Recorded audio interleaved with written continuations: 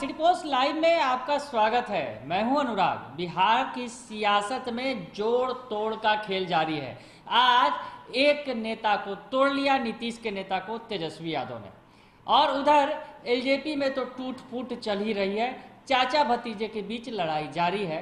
इस बीच एक जगह और सियासत तेज है, हम उसकी चर्चा करने के लिए बैठे हैं। जी हाँ, हम बात कर रहे हैं मोहम्मद शहाबुद्दीन की। मोहम्मद शहाबुद्दीन जो दिवंगत सांसद हैं, आरजेडी के पूर्व सांसद हैं, कद्दावर नेता हैं और मुस्लिम वोट बैंक पर उनकी बड़ी पकड़ रही है। तो अब मोहम्मद शहाबुद्दीन के निधन के बाद तमाम दल जो है कोशिश में लगे हुए हैं कि किसी तरह जो उनके बेटे हैं ओसामा, उन्हें अपने खेमे में कर लिया जाए। जेडीयू ने भी ये प्रयास किया। आरजेडी से नाराजगी है दरअसल ओसामा की, क्योंकि जिस तरह से शहाबुद्दीन के निधन के बाद ओसामा समेत जो शहाबुद्दीन के समर्थकों का गुस्सा फूटा था, वो सीधे सीधे लालू परिवार पर फूटा था, तेजस्वी यादव पर फूटा था और खूब खरी खोटी सुनाई गई थी। हालांकि बाद में डैमेज कंट्रोल करने की कोशिश की गई आरजेडी की तरफ से, लेकिन शायद बात नहीं बनी है, क्योंकि तमाम नेता धीरे धीरे करके पहुंच रहे हैं, बारी बारी से पहुंच रहे हैं ओसामा से मिलने। और कल देर रात एक अहम मुलाकात हुई है, उसकी चर्चा करना जरूरी है, क्योंकि ओसामा से जो नेता मिलने पहुंचे, वो जो सियासत है वो बड़ी दूर तलक जाएगी, क्योंकि सपा के कद्दावर नेता अबू आजमी, सपा के कद्दावर नेता हैं, सांसद हैं और महाराष्ट्र में मुंबई के अध्यक्ष भी हैं सपा के। तो सपा के जो सांसद हैं, राज्यसभा सांसद अबू आजमी अचानक मिलने पहुंचे ओसामा से कल देर रात। तो बिहार की सियासत में फिर एक बार उबाल आ गया, उछाल आ गया कि क्या चर्चा होने लगी कि क्या शहाबुद्दीन के जो बेटे हैं ओसामा अब सपा के साथ जाएंगे क्या। ये चर्चा होना लाजमी है, क्योंकि बिहार की अगर सियासत छोड़ दें तो यूपी में चुनाव होने वाले हैं। बिहार के बगल का पड़ोस का इलाका है यूपी, जहां पर शहाबुद्दीन की धमक है। सिवान से लेकर यूपी के पूर्वांचल इलाकों में जिस तरह से शहाबुद्दीन की धमक है, तो शहाबुद्दीन पर सपा की नज़र पड़ना कोई ऐसे ही नहीं है। कहीं ना कहीं जो अबू आजमी, जो अखिलेश यादव की पार्टी है, उसके कद्दावर नेता हैं, और ये अगर यूँ कहें कि अखिलेश की पार्टी के एक बड़े नेताओं में शुमार है अबू आजमी, उन्हें एक नए मिशन पर लगाया है अखिलेश यादव ने। तो ये कहना गलत नहीं होगा। तो हम इस मुलाकात की बात करते हैं, पूरी बात आपको बताते हैं कि क्या आखिर मामला है।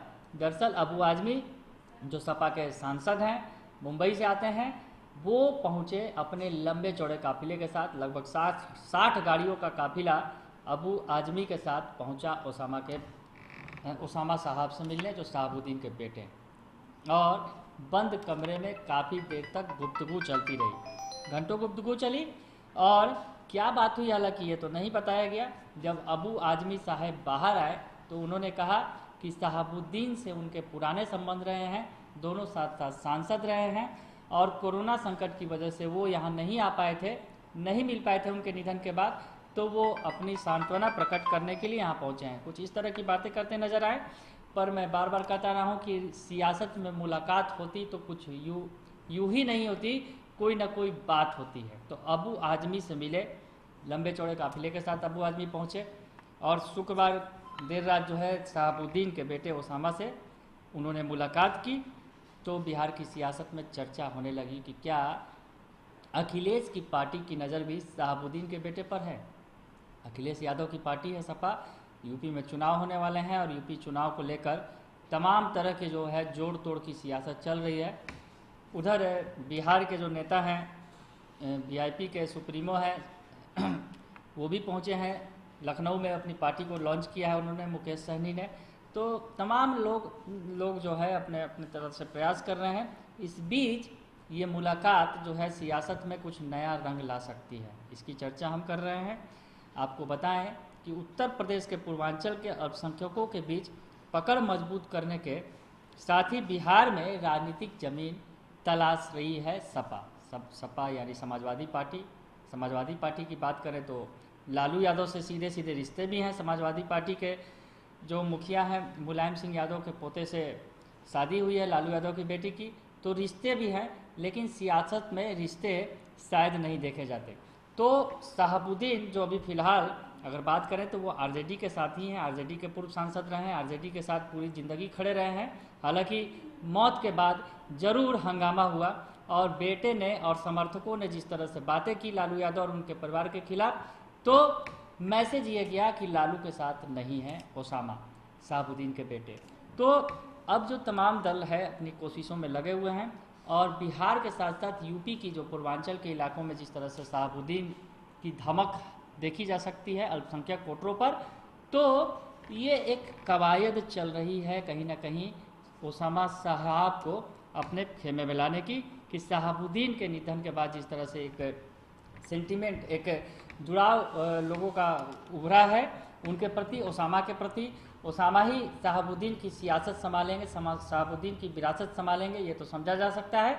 तो तमाम पार्टियां कर रही हैं, तो सपा ने भी अपना दांव चल दिया है। अबू आजमी जो सबसे कद्दावर नेताओं में शुमार हैं, वो पहुंच गए मिलने के लिए ओसामा साहब से, तो चर्चा तो होना लाजमी है। तो अबू आजमी के बारे में पता है कि लाव लश्कर के साथ शहाबुद्दीन के घर पहुंचे, घंटों बातचीत की और बताया ये कि वो अपने दोस्त होने के नाते उनसे मिलने आए हैं, उनके बेटे से मिलने आए हैं।